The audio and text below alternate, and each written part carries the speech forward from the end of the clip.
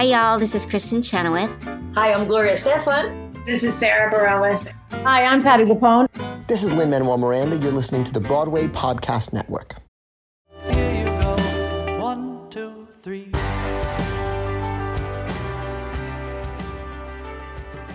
Welcome to the Theater Podcast, intimate personal conversations with theater's biggest talents. I'm your host, Alan Seals. Our guest today has appeared on Broadway in Evita, Teddy and Alice, Sunday in the Park with George, Betty, Anything Goes, Triumph of Love, 2004's Fiddler on the Roof, Memphis, and even as Cinderella.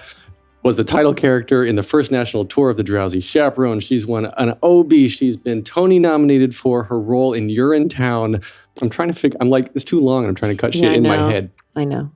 You've done too many things. I know. You've done way too many things. I'm getting ready to do my 15th Broadway show. Nancy Opel. Hi. Hi. I think that's our intro. Hi, sweetie. Hi, sweetie. It's the best you can do. Come on.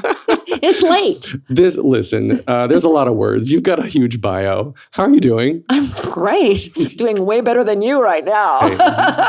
Because I remember what I did. Well, mostly anyway. You were telling me you don't remember the other day. Well, you know what? I don't remember the other day, but I do remember a lot of stupid stuff that I've done. Okay. Well, I hope you remember the answer to my first question. Okay. I want to start at the very origin of Nancy. What is Nancy? Where did you grow up? What is your background? Kansas City. Yeah, I grew up in Kansas City. So, and also I grew up pre-internet, so I knew absolutely nothing, which in a way I think is kind of freeing and makes you bold, because you really don't know what's going on in the rest of the world. And I just wanted to be a teacher, really, when I was little. I wanted to teach school. And I kind of think maybe it was because the teacher stood in front of the class and everybody had to be quiet while she talked. I don't know. But I think it wasn't really till high school that I kind of started doing plays. But I still didn't think of it like it was going to be my career. What did you want to teach? Probably grade school somewhere, because I loved all of my grade school teachers. But you wanted to be up on the school mom stage. Well, yeah. You know what? As I say, like we grow as we get older, and I kind of went, is it possible that I could be an actor for a living? I mean, it really, truly didn't even occur to me. I thought there were movie stars, and that was it. I didn't think of anything else. And so it was really not until high school that I sort of thought, you know what, maybe I can kind of like pursue this professionally. I don't know. And maybe I was probably junior in high school when I thought, do I need to go to like drama school or something? I mean, I was kind of slow, shall we say, because, kids now, I mean, you can watch a YouTube of any of your favorite, musical theater people or whatever. I was still stuck with vinyl and listening to the records and like going, I went to be in a Stephen Sondheim show. You listen to your little vinyl records, before you go to sleep. Well, how did you know about musical theater? Was your family involved or your friends or anything? No, my dad had a welding business. So we weren't exactly in the arts.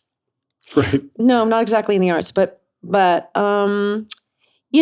I sort of fell in with the theater crowd in high school. Everybody's got a theater crowd, and I did chorus, I love to sing. So I did chorus and sang in the choir every year. Started doing shows my sophomore year because I didn't make the junior varsity cheerleading squad. And I thought, I'll audition for the play. So that's kind of the start of it. And, do you remember what the first play was? Yes, I do. And I can't actually believe I'm telling you this. It was a play called The Great Sebastians. What was that about? It was about these people, like a husband and wife team that pretended to be mentalists. Like you would say, he would like be somewhere and he would say, tell me quickly, and she'd say key, because they had like words that they would. So they were con artists. Yes. Yeah, more or less. Yes, it was a play about con artists. Wonderful. And I believe there was some sort of subplot that had to do with politics, but I don't remember that very well. All right. So then I remember an itchy blue net dress. That's what I remember best. Wonderful. And then got into Juilliard. Yeah. How did that process go? Well, I have to really be honest when I say I made no plans for my career. Other people told me what to do. My friend, who is a great actor here in town, who I don't see enough of, his name is Henry Stram. And Henry and I went to high school together. And he would just say stuff like, you really should audition for the play. You really should audition for the musical. You really should audition for Juilliard. He was one of those people. There was just like, he knew what was going on. And he would just say, you should go do this thing. And I would go, okay. And I would go try to do the thing. And luckily for me, it worked out. So that's how, I didn't even know about Juilliard until he told me about it. What was your audition? What did you do? I did a piece from, I think it was called The Storm by Ostrovsky. And the other thing was, can't remember the name of it. It was by Farquhar, and it was a restoration comedy thing. So you were saying originally that kids back in the day didn't have the YouTubes in the internet. There was nothing to look at. So you had to go to the library or something to find something. So then you've been performing now for many decades. A wonderful career so far. What are some of the most significant changes that you've seen shift in the industry? Let's see. Let's start at optimistic, and then we'll move right into pessimism, shall we? Okay. Well, when I first started, those were the days where everyone was kind of more naive, really. I remember going to an audition for Evita, which was my first Broadway show, and I don't even know. It was so crazy. It's just like, I don't even know how I got on this stage, because they used to do auditions on the stages of theaters back then.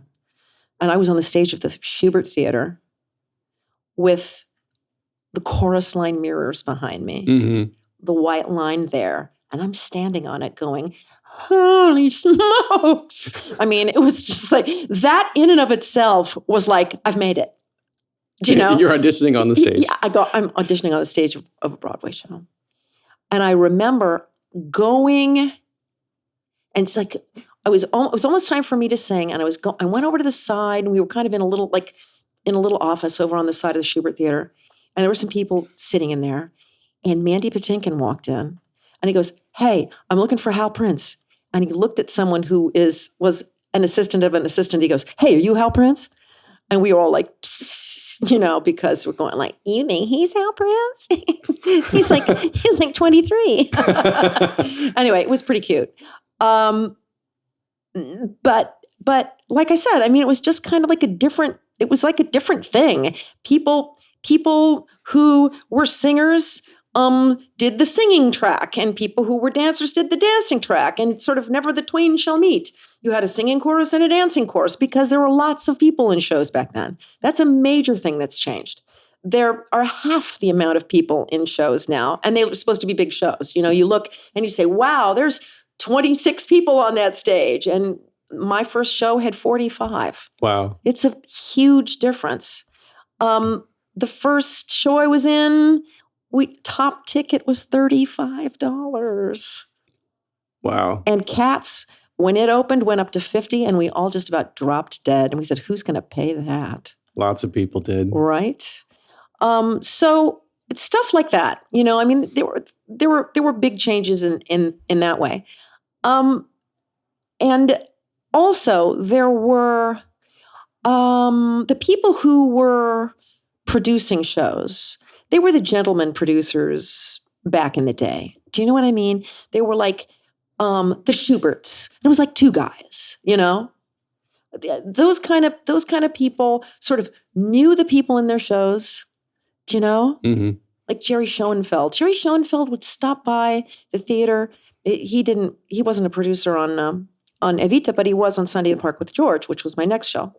And so he would like come in, every so often and come and visit and say, how are you doing? I'm responsible for the fact that there is a shower in the Booth Theater. I mean, I don't know if it's still there, but they put one in because we were doing a musical and it was never used as a musical house before. And I had to go like, hey, I'm the deputy. We need to put a shower in. And they totally did. But those were the gentlemen producers who knew the people in the shows and actually seemed to care about the people in the shows. And I think that's a major change, that because of how much money it costs to produce a show, there are just so many producers now. I mean, you see them, like giant gangs of producers, get up on stages to accept Tony Awards because that's just the way it is now. Right.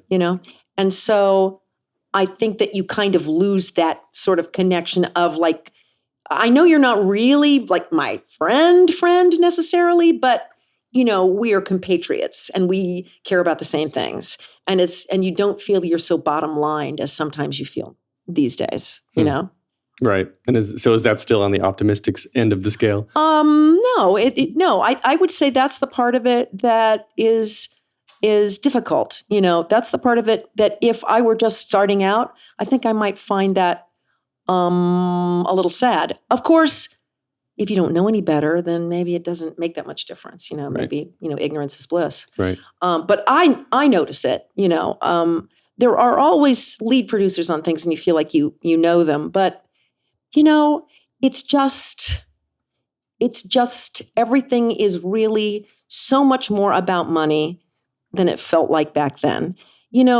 For example, going back to Sunday in the Park with George, I think they knew that they would never really make any money on that show, but they did it for the art. Mm-hmm. And I think that's another thing that's sort of changed. I don't know how many Broadway shows get produced because they go, oh my gosh, this is going to be an artistic triumph and we'll probably never make a dime. I just don't think that's in the equation anymore. Well, you can't make a living if you're constantly losing money, I guess. Well, no, you can't. So then throughout all of that, what's remained, or I guess maybe what has even evolved that you love still about the scene? Okay, what has evolved is how freaking talented people are now. Not that people weren't talented when I started, but now because there's only 25 people in a show, guess who's dancing and singing? One person is doing the dancing and the singing, and they're doing it darned well too. That's the thing. I mean, I think the training has, because of that, it has evolved the training to a place where we never were. It was rare to see someone who was a really amazing dancer and an amazing singer. And nowadays, everybody in a show is. You have to be. Everybody. And know 4 different tracks. Everybody.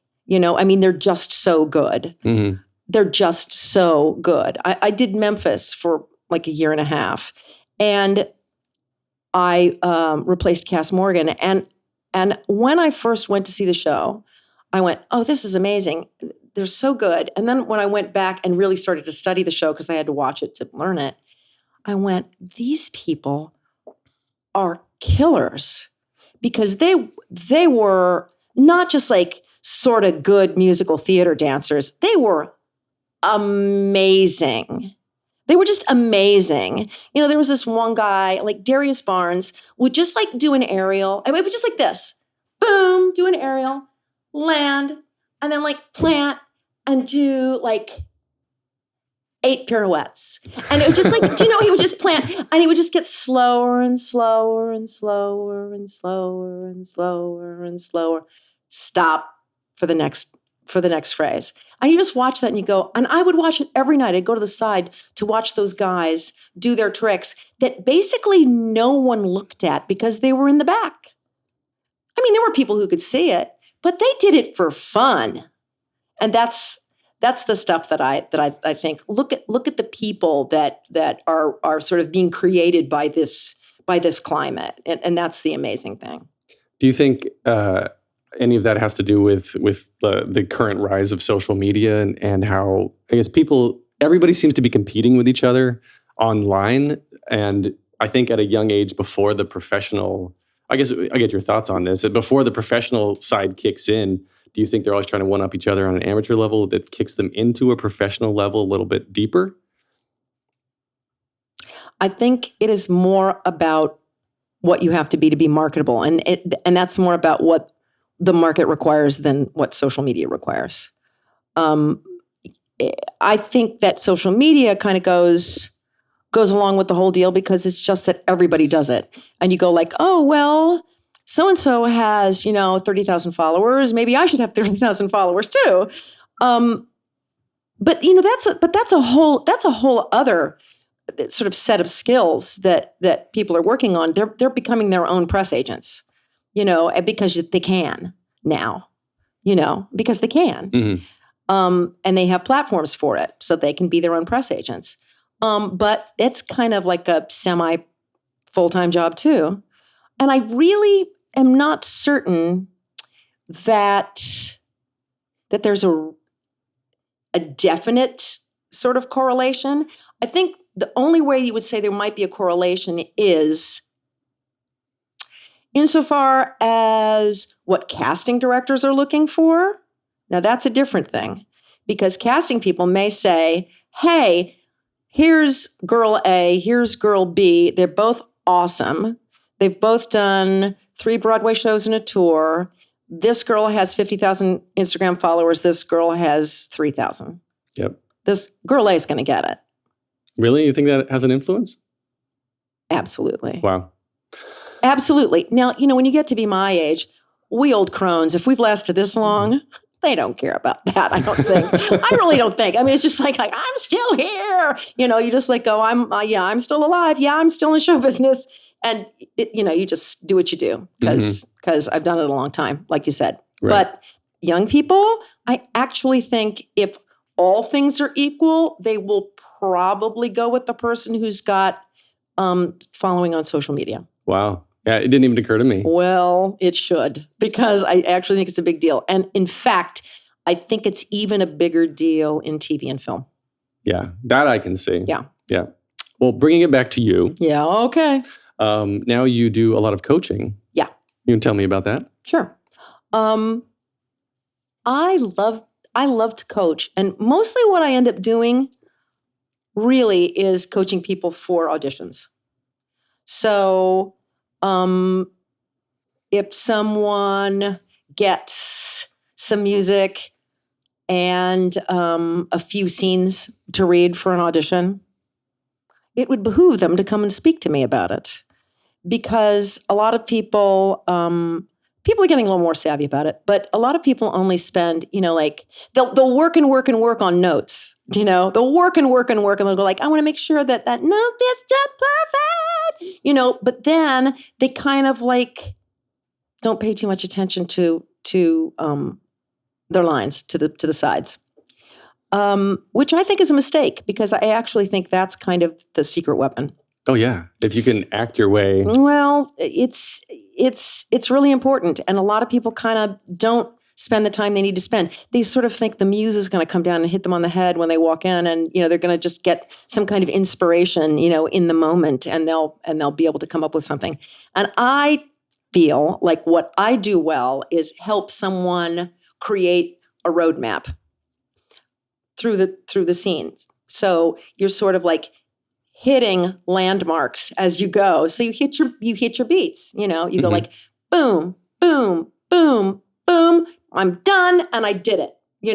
I got where I needed to go. Because you can't just start and take a deep breath and go, let's hope for the best. It just doesn't work out very well. So I think that's probably what I do best. And also I encourage people to choose boldly what they're going to do. Because an awful lot of folks say, oh, but if I make a really bold choice, if it's wrong, then, they're not going to think I'm right for the part and whatever. I said, listen, here's the problem. In the first 5 seconds, you walk in that room. If you're wrong for it, they know already. It doesn't matter what you say. Mm-hmm. They're going to know if you're wrong for it. Just how right can you be? Do you know? Right. I mean, how right can you be?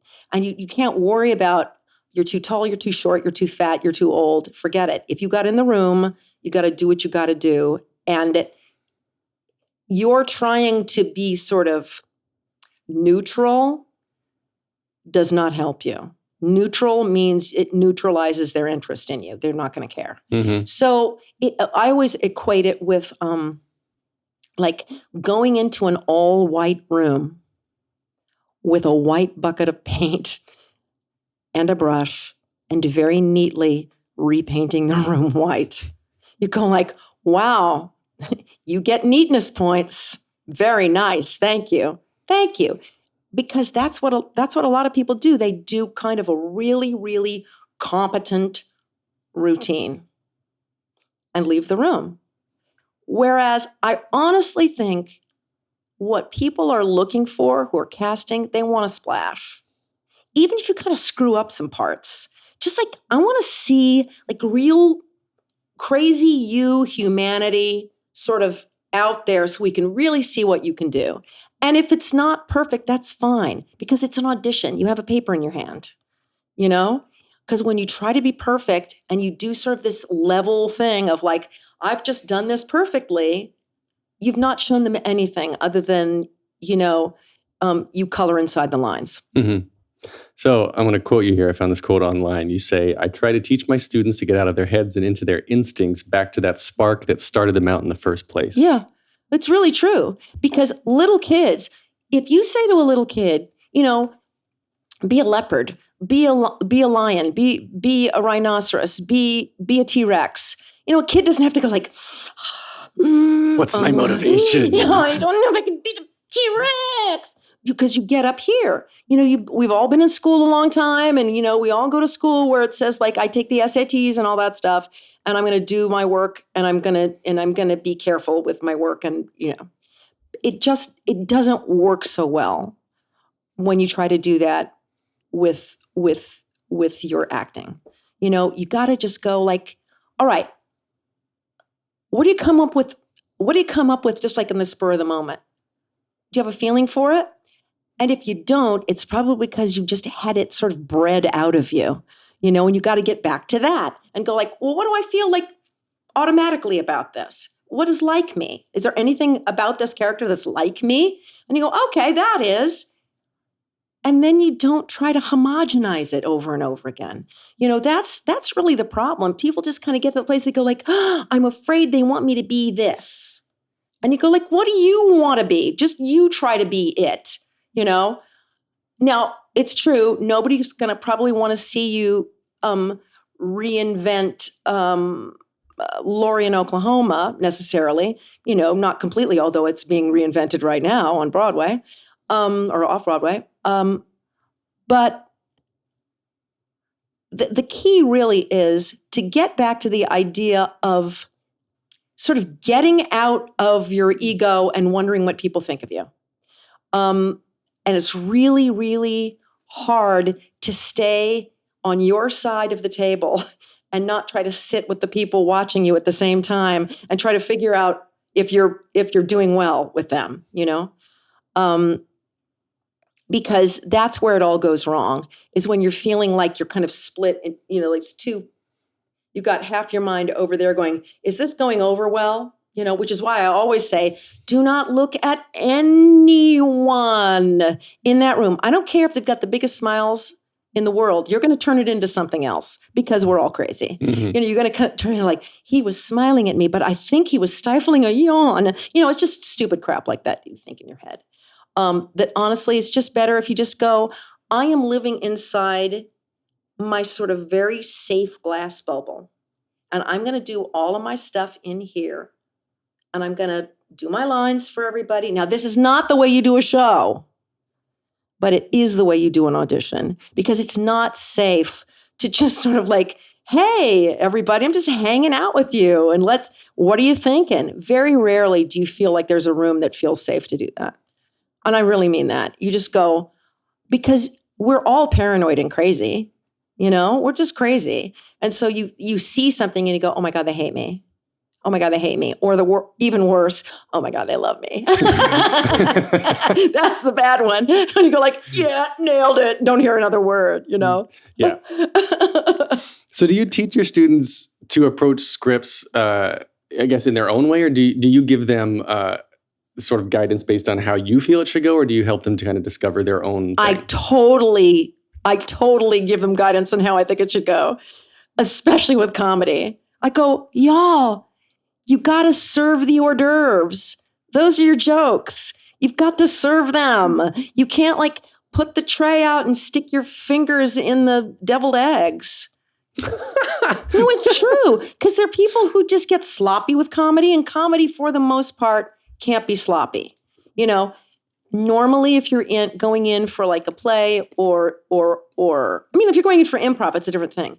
But if you're going in for a play or you're going in for a musical, even especially with a musical, because you have so much less dialogue to deal with, so you have to sort of be precise about the choices that you make. But, you know, I will say sometimes I go, hey, y'all, that's the joke. That right there, that was the joke. You missed it. That was the joke. And I imagine they're going to want you to recognize that that's the joke, because then they'll think you're funny. And then you'll get the job. And they'll think you're funny if you at least recognize it, you know? Because it is all, I mean, I think that's the reason why I did so many David Ives plays, because he is all musical. His plays are all about music and timing. And well, my first show with him was all on the timing, and it's absolutely true. It was all about timing because that's how he worked. You know, so really all comedy is timing, you know, and sometimes people just need a little, you know, be taken by the hand a little bit and say like, no, I mean like this. You know, I go like, not like this. Are there ever people that come in and you're like, I just don't think you're ever going to get this? I will never tell them that. And they always get better. Because sometimes they just don't see it. They went, oh my gosh, yes, of course. And, you know, sometimes someone needs license to go ahead and do that. I go, you can be more bold. Go ahead and be more bold. You know, like well, sometimes it helps if you've seen a show already and they're doing like replacements, because then you really do know. You're not flying blind on that. You go like, listen, this show, you need to be, this is very big, stylistically very big. So you've got to pump up the volume a little bit. Yeah. I guess, is that something that you focus on too, is filling shoes versus originating roles? Like there's a difference in how you approach the character.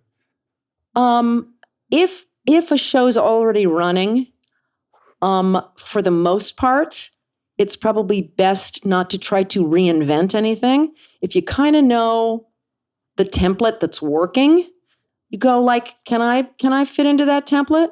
And if you have any brains, you try to do that. I mean, unless you get some idea that someone says, you know what, they're really looking for something completely different. But you usually find that out from a manager or an agent or something. You know, you don't just sort of like go, you know what, I really think you should rewrite some of these lines.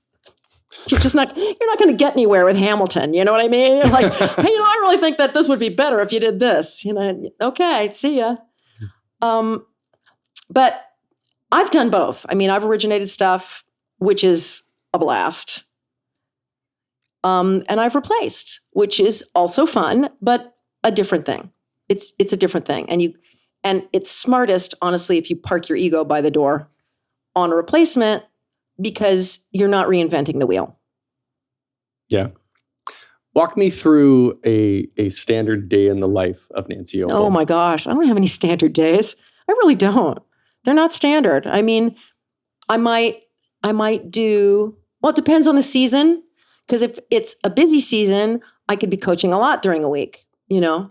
And a lot for me, if I'm doing a show, would be like 7 or 8 coachings in a week, which doesn't sound like that much. But if you're doing a show at night and you've got that Wednesday matinee a lot of times, it's plenty, you know? Also depends on how hard of a sing it is for me. Like Urinetown is a different sing than, you know, some things like, well, I've been a Beautiful before, and that's a non-singing role. So you don't have to really worry about that. You know, you just have to go, oy vey, Carol, don't be a writer. I guess that's, it's a conservation of energy, more or less. Yeah, absolutely. So, you know, I do some of that. I don't really audition that much anymore, But once again, that's because, I'm still around. And they go, is that Nancy Opel still alive? Let's throw her this way. Let's call her and see if she's interested in this. I mean, I do on occasion, still audition for stuff. I have auditioned for things recently. And I don't mind it. It's not my favorite thing to do, but I've gotten better at it. Honestly, kind of better at it because I've sort of dissected it for other people. So then it becomes a little more clear for me how I need to do it, because it was very important to learn that thing about, you know what? Try as hard as you can. Don't give yourself an out. A lot of people do. Because if you try as hard as you can and you still don't get cast, you have to face the inevitable question, am I any good? Mm-hmm. And that's the question that a lot of people do not want to ask themselves. They just don't want to ask themselves. And it's because it's more existential than, am I right for this part? It's your whole career in some cases. It's everything. Yeah. It's everything. It's everything. So I will say to people, do not get stuck in the trap of walking out of an audition and saying, oh, but I was tired. I was hungover. I was sick. I didn't have time to work on it. I was blah, blah, blah, blah, blah. You can think of a million reasons why, you didn't do what you feel like you could do. The way you want to walk out of an audition is, I did the very best I could do today, whatever that is. Whatever it is, you know what? I nailed it the best I could nail it today. And then you can walk out and feel good about yourself. And whether you get it or not, you go like, that's up to you guys. If you want to use me, awesome. And if you don't, I still feel good about myself. And I don't walk out going like, I wish I really would have. But that's kind of the coward's way out and kind of an easy way out. Because you can go like, oh yeah, well, I was tired, or I felt sad, or or it was raining and, and I feel like I was getting a sore throat. You're going to have to do shows feeling all of that. All of those things. All of those things. If you get cast, yes. All of those things. And I think that disappointing yourself in that way is sort of less terrifying than the existential thing of like, wow, maybe I just freaking suck. Because people do get there. They get to the place where they go like, whoa, I really did do the best I could and I still didn't get it. And you have to be okay with that. That's the part where you're a grown-up. Mm-hmm. When you go like, I nailed it, didn't get it, but that was a really good audition. I've had lots of them like that. Well, the whole business is rejection. And I've had some that were like, oh God, was I bad? Didn't try to be, thought I was doing everything I could, but man alive, I've had some that were real howlers. Wow. So you live in Midtown here. I do, right here. We're in your living room right now recording this wonderfully. And you live here with your daughter, doesn't live here anymore. No, she's flown the nest, my friend. So it's me and the poodle and the cat. The poodle, both very cute. And I was petting the cat a second ago. I know. But he gets nosy and bothers you while you work. Pete. And then what else do you do? You're a wonderful cook. I think last time I was here, you made me a pheasant. Was it a cooked No. pheasant? No, pheasant. I don't do pheasant. I do duck. Was it? Duck is my thing. Tiny little duck? Listen, ducks are great. It was wonderful, whatever it was. Duck is a great... Duck, I don't know why I'm giving dating advice to anyone. However, to some of your listeners, listen, learn how to roast a duck. I'm telling you what a great date meal. And it's so easy to make. And people think you're like a genius. Seriously. Well, I literally wrote great cook here in my notes. Because of my genius duck. Right. Which is really easy to make. Okay. Well, now you spoiled it for me. Well. Movie magic. Hey, there's the cat. Yeah. Hi, baby. You're also fluent in Mandarin, right? I'm not fluent. No? No. My daughter is. I'm not fluent. Cat, stop playing with the screwdriver. Cat. No, I'm not fluent, but I do study. I plod along. I try real hard. I plod along at it. I actually, at some point, if someone lets me retire, I will go back to China and sit down and study for a while. I went a couple years ago and studied for a month, which I thought was amazing, and I would love to go back, for an extended period of time, because at this point, it's so hard when you're sitting in your living room trying to learn a foreign language. I have a teacher who comes to my house, and we practice, and and I can kind of read and write. I could write, "Please help me." Please help me. I'm locked in a jail or something like that. Where's the bathroom? I could do. I can do that, and I could write it down.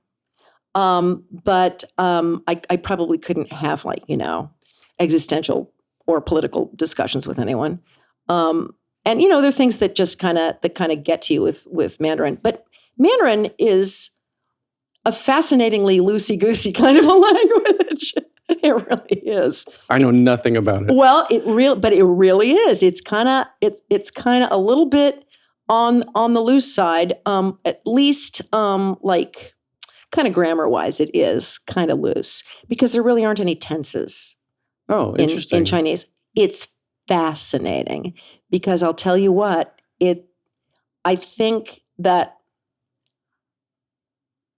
all cultures really are kind of based on the language that they speak in terms of how they see the world. It's not just I speak French, so I go around speaking French. It's something different than that. It's really about the structure of the language, and I think that and the fact that Chinese doesn't really have tenses makes it fascinating in terms of how they view time. Oh. Now you've got my mind all wandering. Oh, it should wander. It should wander. Read a little bit about time and the Chinese language. It's fascinating. Because for one thing, they've been speaking Chinese for 5,000 years. Right. The same language. And it's kind of interesting when you think about a culture that does not, they denote time, but it's not the way we do it. It's not the way a Western culture thinks about time or writes time or, uses that in their grammar. It's completely different. Fascinating. Which really makes for a different mindset. Yeah, yeah. Let me put it this way. Chinese play the long game. Okay. Very good. And on that note, my next bullet point. Also, you're a photographer. You produce some of the most beautiful pictures I see online. Oh, thanks. How did you get into photography? I bought a camera to take my own headshots. Really? Not even kidding. Not kidding. It was I don't even know. Maybe 2006 or something. I said, these people are buying these digital cameras. Well, I bet you I could do this. If you didn't have to pay to have them developed, you're not buying film and you're not having them developed. You go I could make 1 million really bad pictures, but if I make one good one, I've paid for my headshot. Mm-hmm. So I got myself a little kit and I went, okay, this is actually better than I thought it was going to be. This is really fun, and I got myself a little remote control. Ta-ding, ta-ding, ta-ding, ta-ding. So isn't that cute? Have you been cast from your own headshot? Sure. Wow, that's great. A lot. Yeah? I think until the most recent one. I have a picture that someone took of me. And he did a great job. Michael Kushner he just called me up and said, "Hey, Nancy, I want to take your pictures." And I went, "Great." And so he took a really, really cute picture of me that I'm now going to use. Nancy, you still alive? I'd like to take your picture. Yeah, are you still alive? If you are, call me back. Call me back.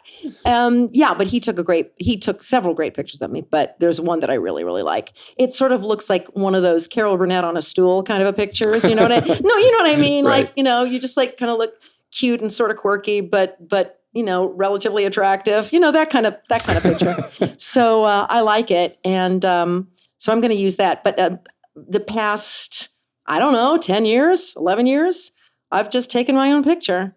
That's great. Yeah. Yeah. And so then we're nearing the end of this episode here. I want you to give the big announcement of what you're working on, what you're about to go into next. Oh, Alan.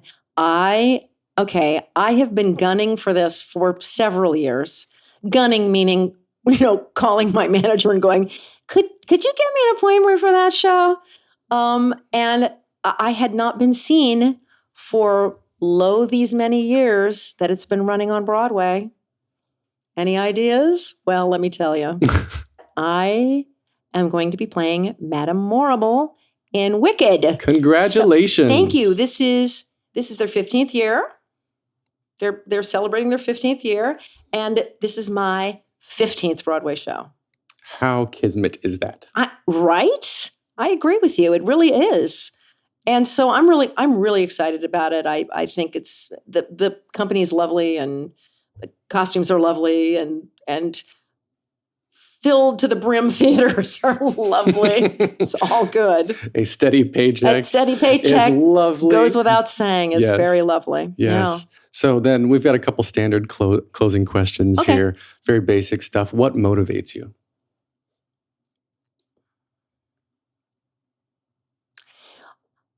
I think I like having someplace to go. Do you know? I like to see people, and I like show people, because they really are like no people, They really are. They're really great people. I feel like my daughter was kind of ruined by show people, because she goes, everybody else is kind of boring. It's really true, I would agree. Because, we tend to meet people who, on a certain level have a charisma. I don't care who you're talking to, somebody who's a dancer or a singer or an actor or just an amazing anything. They're interesting people, and they tend to be pretty bright, and they tend to be pretty hooked into what's going on in the world, and I love all of that stuff. So I like having a place to go where I get to hang out with people like that, Mm-hmm. And I also find, for the most part, that you find a lot of tolerance, kindness, compassion, encouragement to sort of, do your thing. And I think all those things are great. And I wish that, it sort of happened in more of the rest of the world too. Yeah. What advice would you give to your younger self and younger people listening now, starting out down a similar path?